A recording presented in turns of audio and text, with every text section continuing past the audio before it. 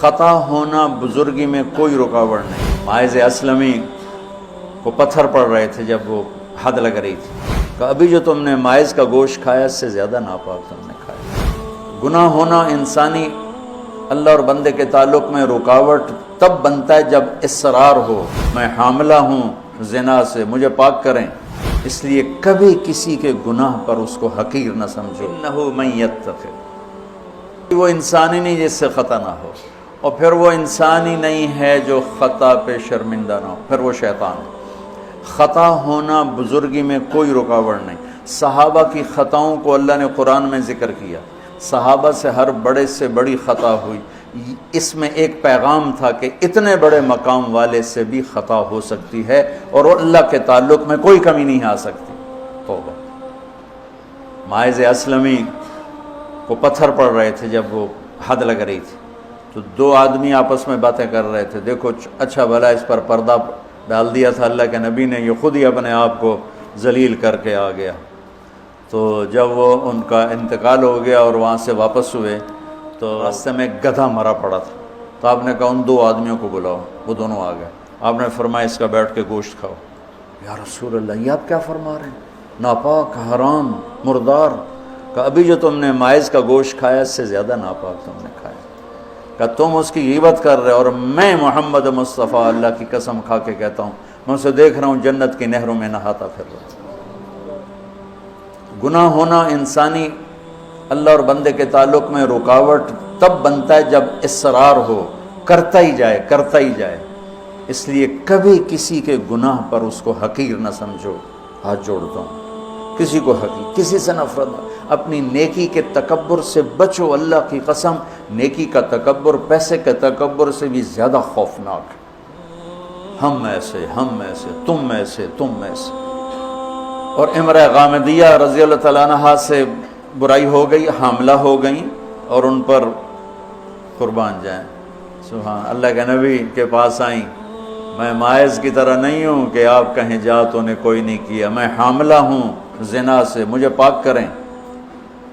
تو آپ نے فرمایا، آپ نے اس کو ٹالنے کے لیے کہ جاؤ پہلے بچہ پیدا کر پھر اس کے بعد دیکھا جائے گا، کہ 9 مہینے گزریں گے آپ ہی بھول جائے گی۔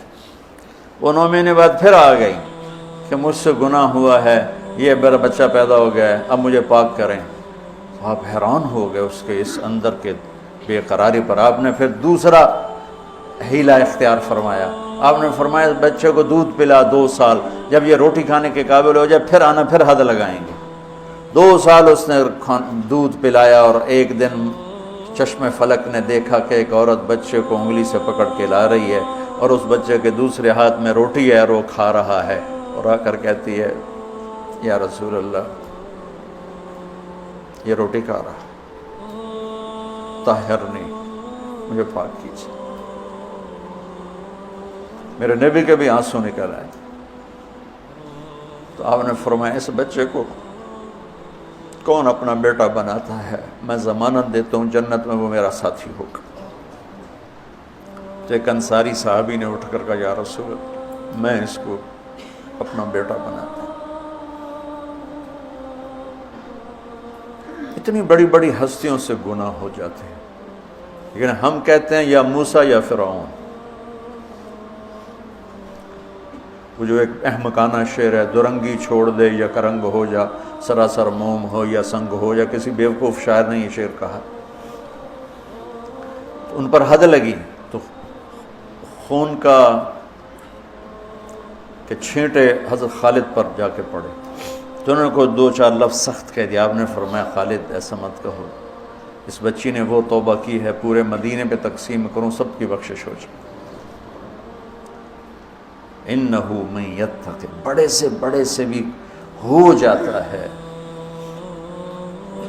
سارعوا الی مغفرۃ من ربکم وجنۃ عرضها السماوات والارض اعدت، بولو للمتقین۔ ٹھیک، کون ہیں؟ الذین ينفقون فی السراء والضراء، جو تنگی اور فراخی میں خرچ کرتے ہیں، والکاظمین الغیظ، جو غصے کو پیتے ہیں، والعافین عن الناس، جو لوگوں کو معاف کرتے ہیں، واللہ یحب المحسنین، اللہ احسان کرنے والوں کو پسند کرتا ہے۔ اب آگے بھی تقوی والے ہی آ رہے ہیں. والذین اذا فعلوا فاحشۃ، فاحشہ میں نے بتایا تھا نا قرآن میں کس معنی میں آتا ہے، اور یہ کس کے بارے میں؟ اللہ اکبر، واہ میرے رب، تو نے اتنی گنجائشیں دی اور تیرے بندوں نے جہنم ہی واجب کر دی تیرے بندوں پر. مجھے ایک پڑھا لکھا نوجوان کہنے لگا تسی مولویاں ساڈے کولوں ساڈا رب کھولے، اور ساتھ ہی رونے لگا کہ تساں مولویاں ساڈے کول ساڈا رب کھولے. ڈرائی جاندن ڈرائی جاندن ڈرائی جاندن. والذین اذا فعلوا فاحشۃ، یہ بھی تقوی والے ہیں. او ظلموا انفسهم، یہ بھی تقوی والے ہیں. ذکروا اللہ فاستغفروا لذنوبہم ومن یغفر الذنوب الا اللہ ولم یصروا علی ما فعلوا. یہاں آ کے جدا ہو گیا، متقی اور فاسق جدا ہو گیا کہ متقی بھی یہ سارے گناہ کر سکتا ہے لیکن وہ چھوڑ دیتا ہے، اصرار نہیں کرتا، روتا ہے، معافی مانگتا ہے. اور جو بدماش ہوتا ہے وہ کرتا جاتا ہے، وہ کہتا ہے ویکھی جائے گی ویکھی جائے گی. تو جنت میں جانے والوں کے بارے میں میرے رب کا قرآن یہ کہہ رہا ہے. ہم ایسی احمقانہ سوچ کے مالک ہیں کہ نیک آدمی تو بن جائے معصوم پاک نبیوں کی طرح، اور جو نافرمان ہے وہ فرعون بن جائے. وہ کیوں نیکی کرتا ہے؟ میرا کالج کا ساتھی تھا احمد مصطفیٰ، 96 میں فوت ہو گیا. اس کا چلہ لگا تو سارے عیب چھوٹ گئے، صرف شراب رہ گئی تھی. تو وہ نشے میں اس کے دوستوں نے اس کو گھر کے دروازے کے سامنے اتارا تو وہ دروازے پر ہی گر کے پڑا ہوا تھا. تو پولیس کی گزری وین تو انہوں نے اٹھا کے ڈالا اور چوکی لے گئے. صبح اس کی آنکھ کھلی تو روشنی ہو رہی تھی، تو اس نے سپاہی بھی جانتے تھے، اچھا بڑے آدمی کا بیٹا تھا، خود بھی کافی مشہور تھا. تو اس نے کہا یار جلدی جلدی مصلی لوٹا لو، میں نے نماز پڑھنی.